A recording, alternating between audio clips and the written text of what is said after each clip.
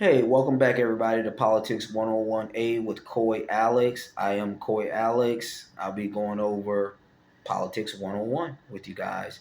The subject that I want to really dive into today is why black men don't vote and why black men should vote.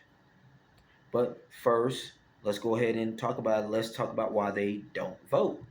And feel free to comment in the comments. Let's just try to keep it respectful, guys. But let's be honest. Black men, one of the major reasons why black men don't vote, because talking to so many black men, growing up with so many black men alongside me, they never think that their vote counts. They never truly value their vote as if it's a thing to where in a lot of countries they don't have this. They can't decide on elections. They just have to go with whatever the government tells them. So black men, I think they're along that mindset. They're like, well, my vote don't count. They're gonna tell us whatever they want us to do. They're gonna just whether it's a Democrat or a Republican. And how do I know this?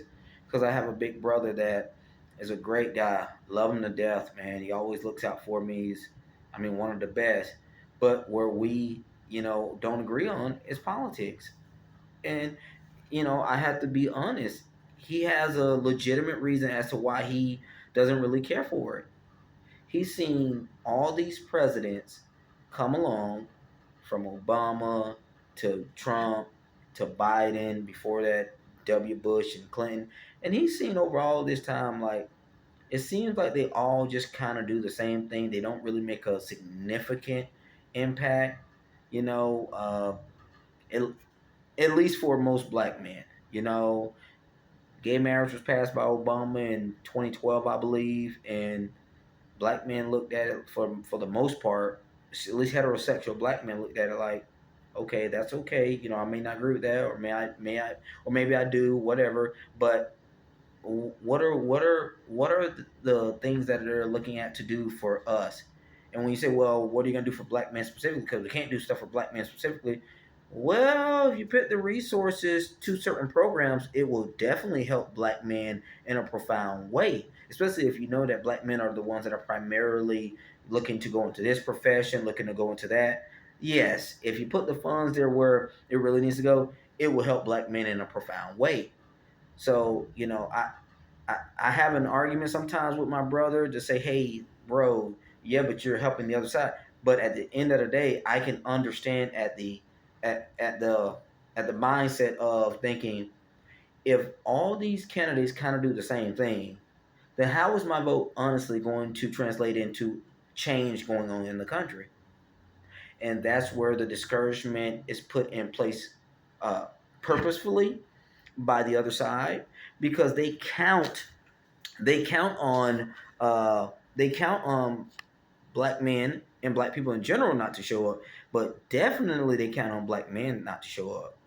Here in Florida, the laws that get passed on a yearly basis, if you read the language of some of them, you would definitely think it's targeted towards a certain group or a certain race of people. I mean, just for what it's worth. Now, whether it is or it's not, that's another story.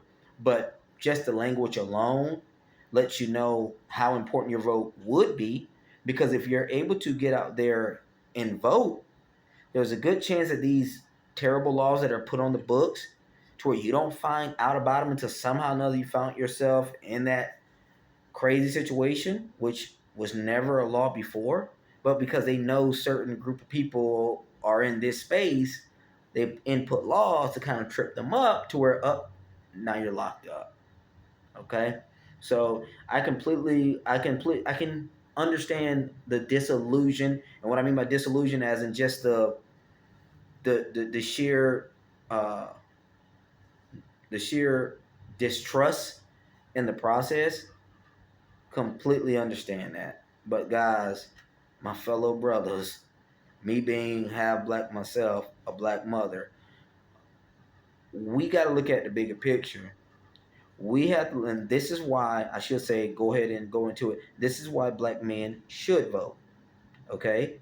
Because if the majority of the laws that are put on the books are targeting your race, your gender, and that as a combination consistently, it's letting you know that if these group of people stay not voting, good. But if they do decide to vote, there are laws that are put in place in the walks of their lives that are designed to trip them up to where they won't be able to vote. So that one of the reasons why you should vote is because they value your vote enough to input certain legislations into the laws in your state in order to say, oh, you didn't know that, but we know that you're in these spaces, even though you're not doing anything necessarily wrong, but we know you're close to these spaces. So we're just gonna make it to where if you even grasp, excuse me, if you even, rub by the wrong way, we could possibly, get you locked up. So don't don't underestimate your power. Another thing I think that should be stated is when you vote and you see what the candidate is saying, you have to follow through with your duty as an elect excuse me as elected as a voter and say, okay, did this particular candidate do as they say they would do?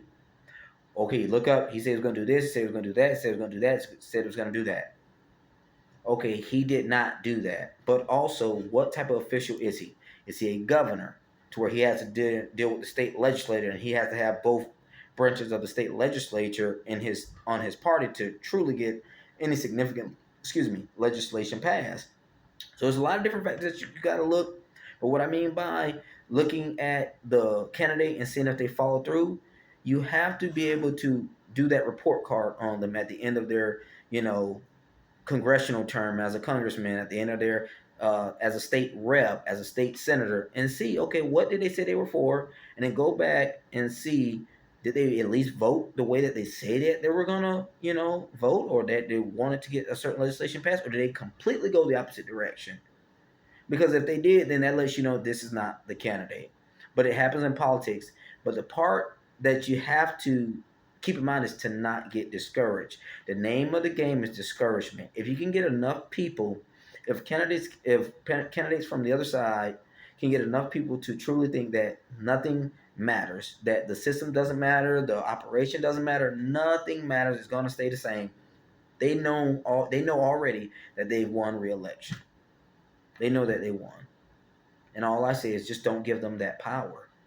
Take back that power and say, no, I know what you're trying to do. You're trying to discourage me. And then you'll put a bad candidate up. I vote for him. He doesn't do what he says he's going to do. And then now I'm completely distrusted in politics for the rest of my life. And now they got you. So now they ain't got to lock you up. They ain't got to design laws to make sure that we try to get you locked up, because now they already got you disinterested. They did their job, whether they got you disinterested or they got you locked up to where you can't vote. So I say, understand your power, recognize that they understand your power, and take back your power. Like, take it back, man.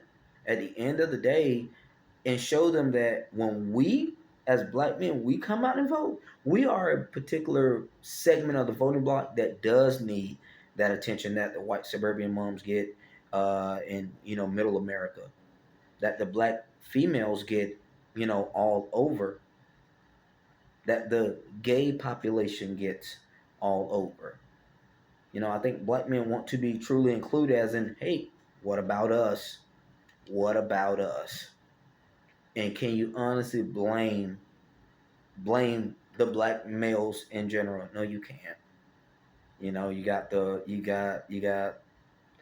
the things that were designed to break up the black home. You got all these other different things, the war on drugs in the 80s, the crime bill in the 90s, that a lot of black males had to, and wrongfully had to, go through that prison process. And you know it was it was it was really bad. And those black males, they remember that. A lot of, at least older black males and younger black males, myself, is either we know about politics or we have nothing to do with politics. We could care less about politics. And I'm one of the few from my generation that do care about politics, because I know politics make everything else go. If you don't know the way politics flow. You don't know what is the mechanisms of, okay, if these people are in power and those people are in power and this is in power, they'll be able to actually get some things passed. But you also have to be mindful of, there is big money in politics, there is corporate interest in politics. So don't give your hopes up on these candidates as if they are God or anything like that. But you have to look at them as a tool in order to make better your life, make better your family's life. That's where the focus has to be. It's not about what the candidate says they're going to do. It's about their record, as in what they have done, and also, are they willing to change their views for the betterment of the people? Or are they the type to change their views to serve their corporate lobbyists and their corporate interests that are filling their pockets? But I completely understand you black men out there. Again, I'm a black man myself, and I can understand all the discontentment with not really being sought after, not really feeling like your vote matters, your existence matters at times. It's just that we're just here to work, take care of our families, and kind of just be part of the population without anybody really trying to see what matters to us in this country. But don't give away your power. Don't. This was Coy here at Politics 101A. And until next time, take care of yourself and take care of each other.